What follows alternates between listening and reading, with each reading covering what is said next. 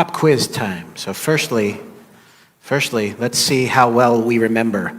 We're now at the fourth Sunday in Lent, believe it or not. And who remembers what the fourth Sunday in Lent is called? I heard the word rose. I heard gaudete. Laetare Sunday. Laetare Sunday. And it's one of 2 days of the year where we wear the rose vestments, provided, of course, that we have rose vestments. And we have them here at St. John's. And is Father Tim going to give up an opportunity to wear rose vestments if he has the chance to do so? No, he's not. He's not. If we don't have rose, then violet or purple is perfectly appropriate.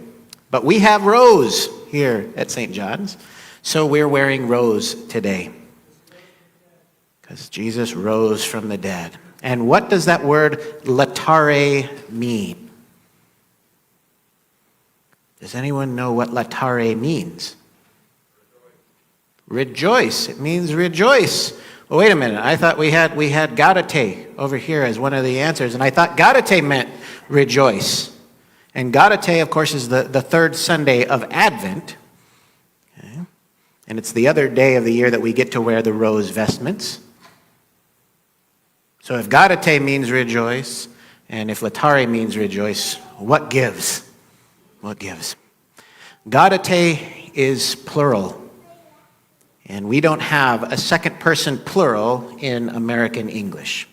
We used to. It used to be you. You would have been the second person plural. And the would have been first person, or second person singular, the. But we don't use the anymore. It morphed into you, which would have been second person plural. But now it's used for both singular and plural second person. Now, in the South, we have y'all, or we even have all y'all.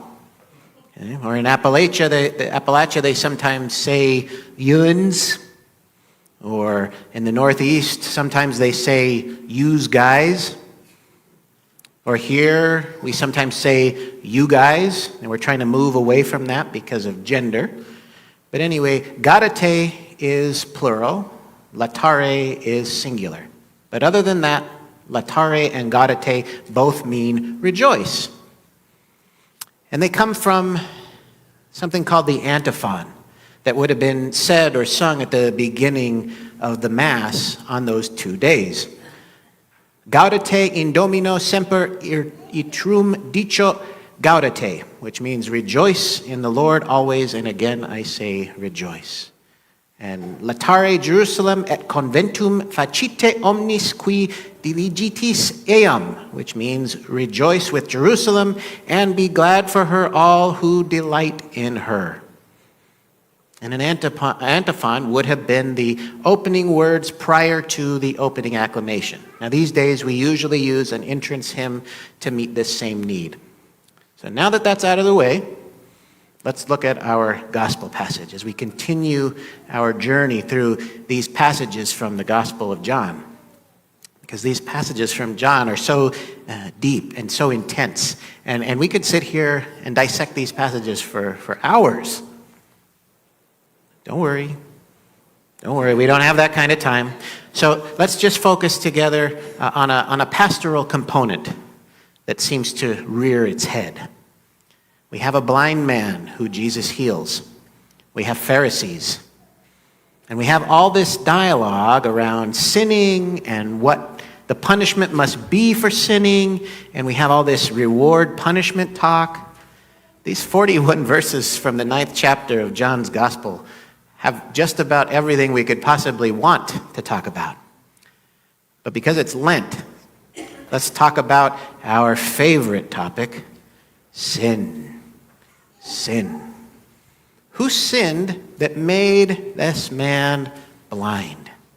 Whose fault is it? Obviously, if something is wrong with him, well, He must have done something to deserve his ailment, right? It seems to make sense in our reward-punishment way of thinking. Good things happen to good people and bad things happen to bad people, right? Well, not exactly. Not exactly. How about everything happens for a reason? How many times have we heard that? Probably a lot. Probably a lot. If something good happens, well then that means I must have done something to deserve it. And if something bad happens, well, same thing. I must have done something bad to cause it to happen. Now, is this to say that there are never any consequences for our actions? No. But not everything is the result of something else that's within our control. And let me give you an example. Look at this graphic. Can we have the graphic up on the screens, please?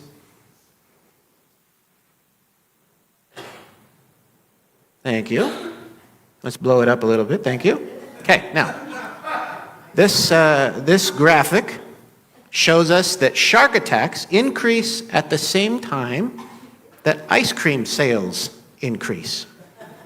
And according to this chart, if we believe everything happens for a reason, then it's reasonable to conclude that if we want to avoid getting attacked by a shark, then we should probably avoid eating ice cream. Ice cream consumption obviously increases, according to this chart, the likelihood of being attacked by a shark, right? Right? No! These two things are completely unrelated, except for one thing. People are more likely to eat ice cream during the summer months, and people are also more likely to be swimming in the ocean, where the sharks live, during the summer months. Because people are more likely to be in the ocean during the summer months, there are obviously going to be more shark attacks purely by the presence of more people in the same place where the sharks are. And ice cream is much more appealing when it's hot. Ice cream and shark attacks have absolutely nothing in common. Ice cream does not entice more sharks to come around. Now, are there potential consequences from eating ice cream? Sure, if we eat too much ice cream, it has a lot of sugar and fat and cholesterol, so if we eat too much of it, it can adversely affect our health. And are there potential consequences from swimming in the ocean? Sure.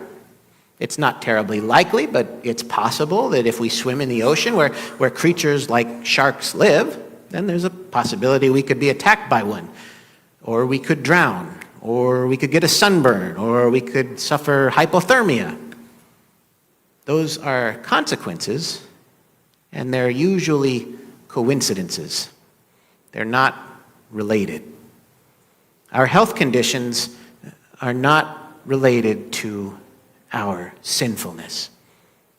Sometimes we get sick, and it doesn't mean that we did something wrong to deserve it. And it doesn't mean that we're bad. And it doesn't mean that a good person isn't going to get sick. And it doesn't mean that bad people aren't going to be healthy. Correlation does not mean causation. Our sinfulness does not make us sick, and our faithfulness does not ensure that we are always physically healthy. Now, can God provide healing? Yes, it is possible. I have seen some miraculous recoveries that science just can't explain. Now, is that the result of that person being faithful or without sin? No. So in that case, why should we be good? And why should we avoid sin? We should avoid sin because sin separates us from recognizing the goodness of God in our lives. Sin moves us away from our ability to experience God. Now remember this, it does not push God away from us. God's love endures for us in ways that we cannot understand or imagine. Now, the people we might want to think of as perhaps the most evil people imaginable are beloved in the eyes of God. If they, however, acknowledge the love of God in their lives, would they be compelled to continue to sin? No. We don't refrain from sin as a safeguard or as an insurance policy or something like that. We refrain from sin because, well, why would we want to ignore the goodness of God? Is it always easy to see the goodness of God when maybe we're sick? Has this blind man always been able to recognize the goodness of God? Probably not. But is God still there? Yes, God is still there. Today is Laetare Sunday, and it's a day we are reminded to rejoice. And rejoicing seems kind of out of place during this season of Lent when we're supposed to be penitential. And we know that Lent culminates with the death of Jesus on the cross. This is a somber time of our year.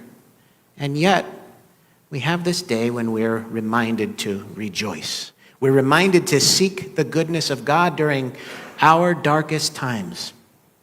Somebody said Rose Sunday. This Rose Sunday, the day we wear rose instead of violet, is a visible reminder that today is a day to focus on joy.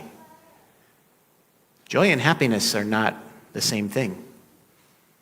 We can be joyful even when we're not happy, even when we're sad.